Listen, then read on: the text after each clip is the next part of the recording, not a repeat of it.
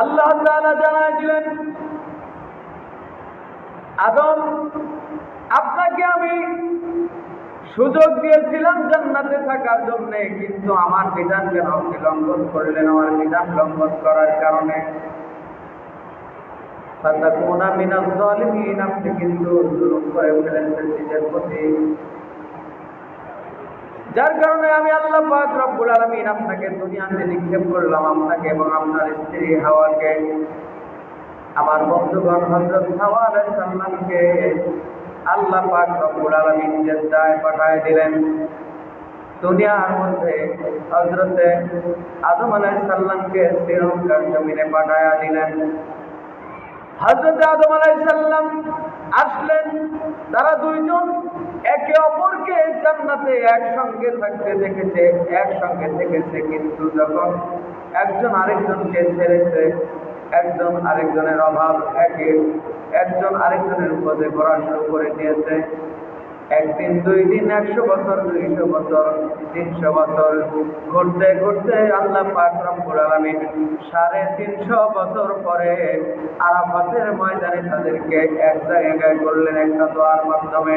আল্লাহ তাআলা জানায় দিলেন, ও আদম, তুমি কোন দোয়াটা করেছিলে? আল্লাহ তাআলা কোরআন কারীমের মধ্যে কোট করেছেন, রব্বানা যালামনা আনফুসানা وإن لم تغفر لنا وترحمنا لنكونن من الخاسرين।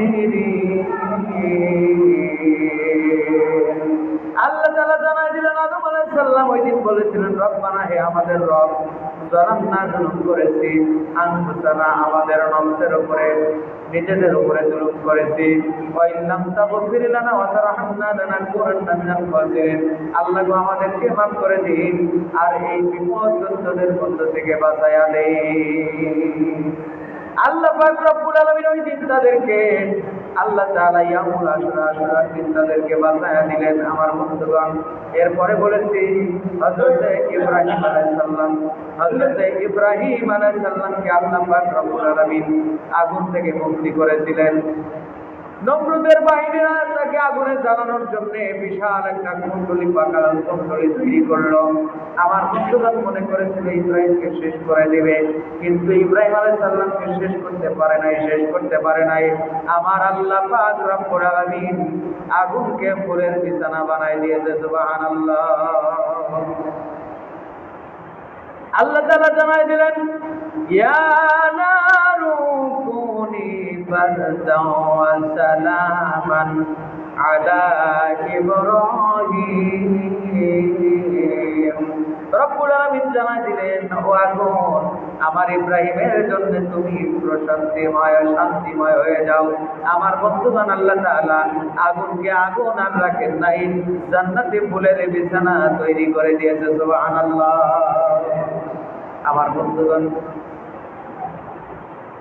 ইব্রাহিম আলাইহিস সালামকে বাঁচালেন আল্লাহ। আজও যদি ইব্রাহিমের কোন অনুসারীরা তারা বিপদের মধ্যে পড়ে যায়, যত বিপদ আসুক আল্লাহ তাআলা তাদেরকে বাঁচাবেন। বিপদ যতই আসুক যদি, বিপদ যতই আসুক যদি, সহায় থাকেন রব্বানা।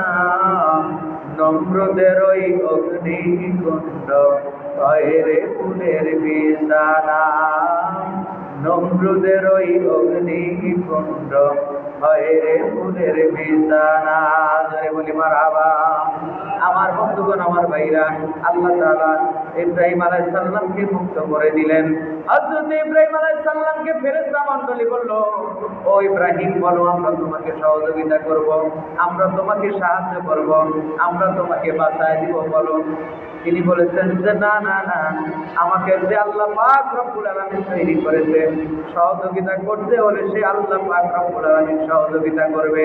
অন্য দুনিয়ার অন্য কোনো আমি ব্যক্তি ব্যক্তির সহযোগিতা চাই না, আমি দুনিয়া আর আসমানের কোনো ফেরেশতার সহযোগিতা চাই না, আমি কোনো জিন জাতির সহযোগিতা চাই না, আমাকে সহযোগিতা করবে আমার আল্লাহ।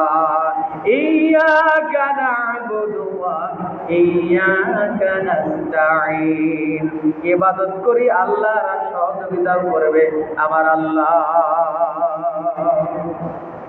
আমার বন্ধুগণ, আল্লাহ তাআলা ইব্রাহিম আলাইহিস সালামকে তার এই তাকওয়ার কারণে আল্লাহ তাআলা মুক্তি দান করে দিলেন। সেই দিন মুক্তি করে দিয়েছিলেন, সেই দিনটি ছিল ইয়াউমুল আশুরা। আশুরার দিন জয় বলি সুবহানাল্লাহ। আমার বন্ধুগণ, আমার ভাইরা, আল্লাহ পাক রব্বুল আলামিন ইউনূস আলাইহিস সালামকে মাছের পেটের মধ্যে নিয়ে গিয়েছিলেন।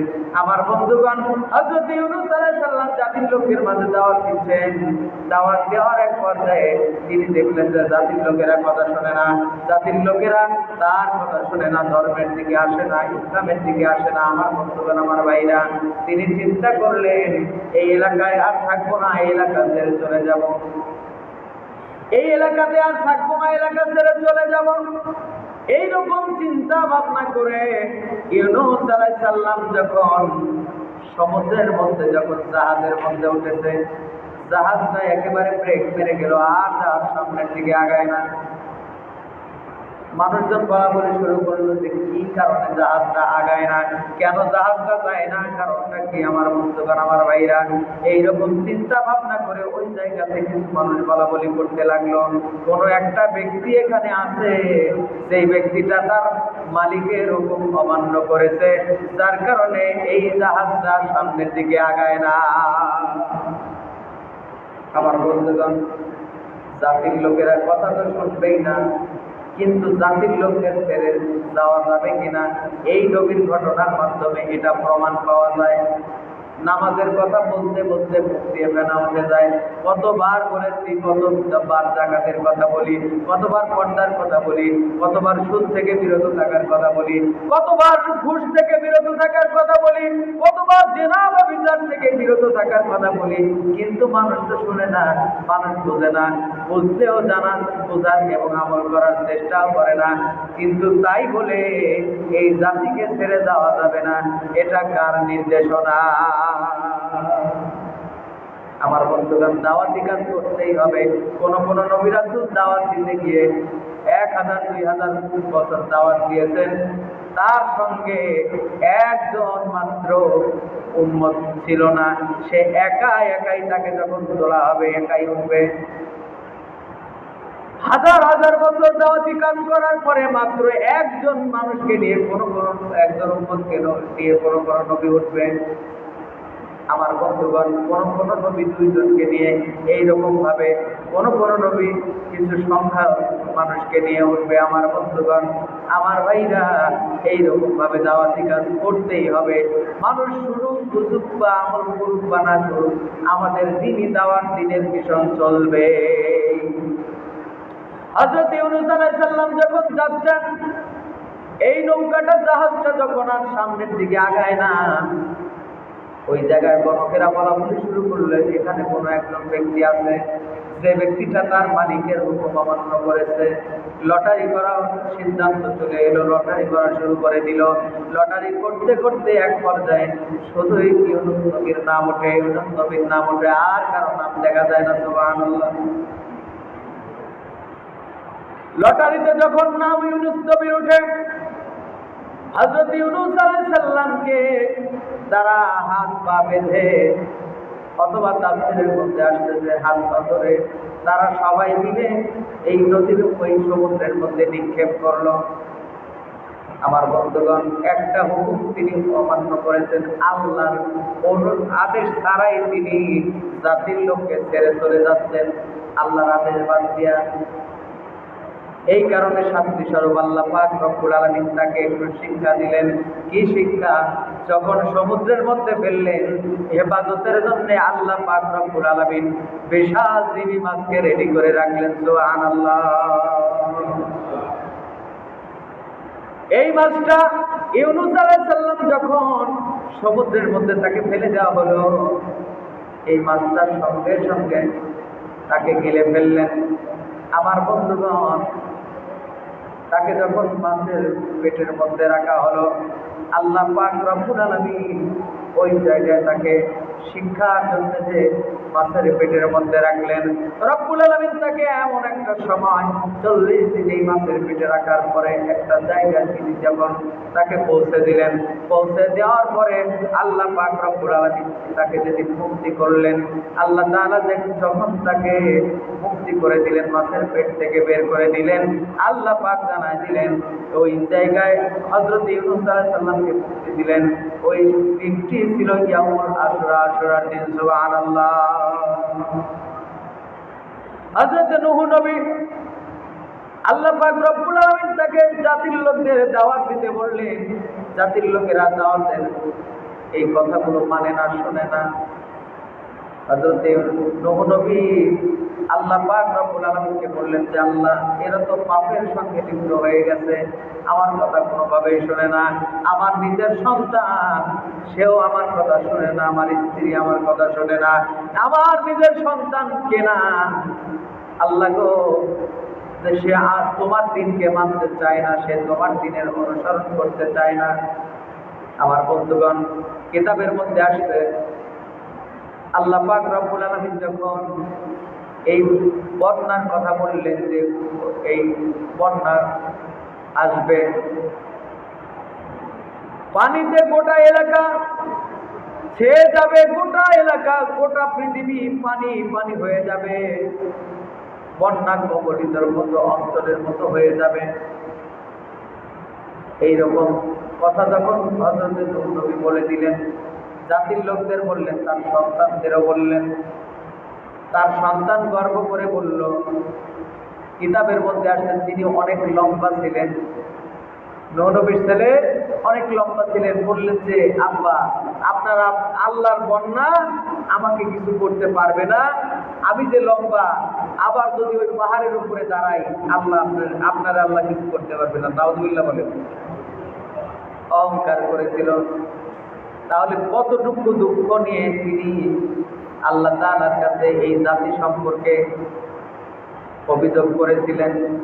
আল্লাহ তাআলা তাকে জানায় দিলেন, নূহ গো, নবী আপনি কিস্তি বানান, একটা নৌকা বানান, এই নৌকার মধ্যে আমি যখন বন্যা দিয়ে দেবো এর আগে আপনাকে বলে দিব, এই নৌকার মধ্যে প্রত্যেকটা প্রাণীর জোড়ায় জোড়ায় আপনি তুলবেন। আমার বন্ধুগণ, আল্লাহ পাক রব্বুল আলামিন তাকে যখন নৌকা বানানো শেষ হলো, তাকে অর্ডার দিলেন প্রত্যেকটা প্রাণী জোড়ায় জোড়ায়, আর মাত্র এতদিনের দাওয়াতি কাজে মাত্র 80 জন মানুষকে নিয়ে তিনি উঠেছেন। আমার বন্ধুগণ, এক পর্যায়ে হযরত নূহ নবী যখন নৌকাতে উঠবেন, এমন অবস্থায় ওরা চিন্তা করলো যে নৌকায় যেহেতু বানাইছে, নৌকার মধ্যে আমরা একেবারে পাবলিক টয়লেটের মতো পায়খানা করে দেব। তাহলে কিরকম জাতি চিন্তা করেন, পাবলিক টয়লেটের মতো তারা পায়খানা করা শুরু করে দিল। আমার বন্ধুগণ, আল্লাহ পাক রব্বুল আলামিন বলেন যে তোমরা হচ্ছে চক্রান্তকারী, আর আমি আল্লাহ পাক রব্বুল আলামিন চক্রান্তকারীদের ওপরের চক্রান্তকারী। আল্লাহ জানায় দেন, ওয়া মাকারু ওয়া মাকারাল্লাহ আল্লাহু খায়রুল মাকিরিন। রব্বুল আলামিন জানাই দিলেন, ও আমার বান্দারা, তোমরা চক্রান্ত করো, আর আমি আল্লাহ পাক রব্বুল আলামিন তোমাদের উপরে কিন্তু চক্রান্তকারী। সুতরাং আল্লাহর সাথে দিও না পাল্লা, কেটে নিবে আল্লাহ ঘাড়ের কাল্লা।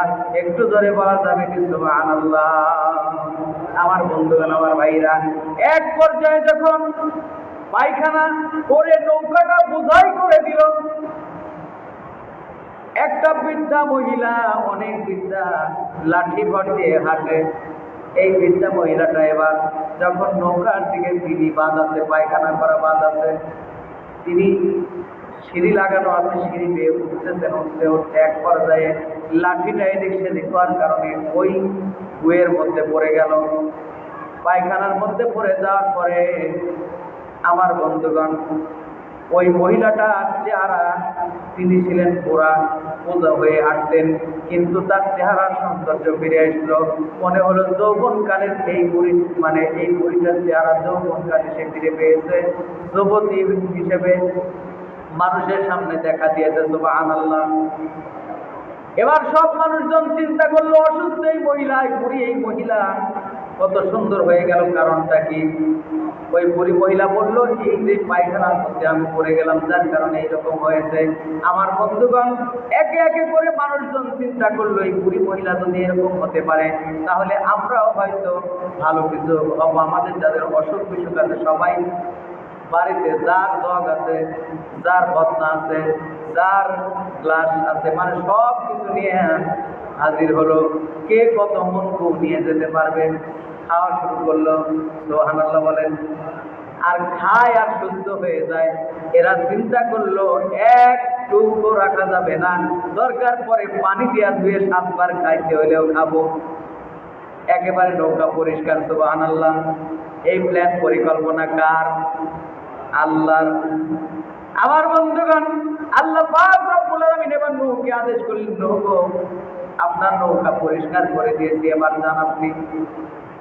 আল্লাহ পাক রব্বুল আলামিন অনেকদিন কন্যা কবরিত রাখার পরে তাকে জুদি নামক একটা পাহাড়ে তুলে দিলেন। এই পাহাড়ে যখন তাকে দিলেন, এই সমস্ত রকম বন্যা সব শেষ হয়ে গেল। আবার জমিন আগের মতো অবস্থায় ফিরে আসলো। আল্লাহ পাক রব্বুল আলামিন জানাই দিলেন, নূহ গো, এই নবী গো, আপনি জেনে রাখুন, আপনাকে আজকে যে সময়টা আপনাকে মুক্তি দেওয়া হলো, এই সময়টা হচ্ছে ইয়ামুল আশুরা। সুবহানাল্লাহ।